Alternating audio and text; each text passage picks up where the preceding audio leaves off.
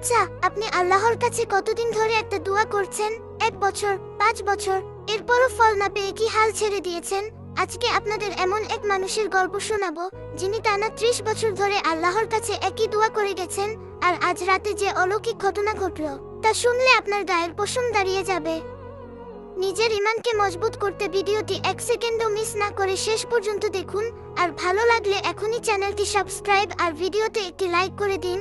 চলুন মূল গল্পে যাওয়া যাক। পাওয়ার অফ দোয়া। আমার এক খুব কাছের মানুষ প্রায় 30 বছর ধরে নিরবচ্ছিন্নভাবে আল্লাহর কাছে একই দোয়া করে আসছেন। প্রতিটি সালাতে, প্রতি রাতে, প্রতিটি হজ ও উমরায় তিনি বা অন্য কেউ যখন করেছেন, এমনকি সকল পবিত্র স্থান ও সময়ে তিনি একই দোয়া করেছেন। অন্যদের কাছেও যখন তিনি দোয়া চাইতেন, তখনও একই বিষয়ের জন্য অনুরোধ করতেন, কিন্তু হায়, কখনোই কোনো ইঙ্গিত বা চিহ্ন দেখা যায়নি, সামান্য আশা জাগানিয়ার পরিমাণেও নয়। আমি অতিরঞ্জন করছি না, কিন্তু সত্যিই মনে হতো যেন তিনি চাওয়ার মতোই এক অসম্ভব কিছু কামনা করছেন। তবুও তার প্রতি গভীর ভালোবাসার কারণে আমি নিজেও তার জন্য সেই একই দোয়া করেছি।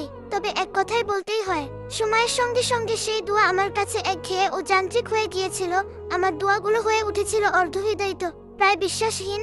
একবার আমি তাকে বলেও ফেলেছিলাম, হয়তো এটি আর হবে না, আশা ছেড়ে দাও। আস্তাগফিরুল্লাহ, আল্লাহ আমাকে ক্ষমা করুন। কিন্তু তিনি কখনোই নিরাশ হননি। তিনি সর্বশক্তিমান আল্লাহর উপর অবিচল বিশ্বাস রেখেছেন এবং দ্বিধাহীনভাবে দোয়া করতে থেকেছেন। তিনি দীর্ঘভাবে বিশ্বাস করতেন শুধুমাত্র আল্লাহই এই দোয়া কবুল করতে পারেন এবং যথাযথ সময়ে তিনি তা কবুল করবেনই। তিনি রোজা রেখেছেন এবং দোয়া করেছেন, তিনি সালাত আদায় করেছেন এবং দোয়া করেছেন, তিনি কুরআন পাঠ করেছেন এবং দোয়া করেছেন, তিনি দান সাদাকা করেছেন এবং দোয়া করেছেন, তিনি অশ্রু বিসর্জন দিয়েছেন এবং দোয়া করেছেন।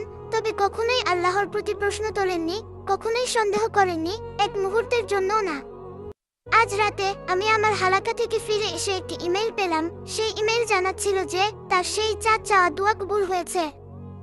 সুবহানাল্লাহ, সুবহানাল্লাহ, আল্লাহু আকবার।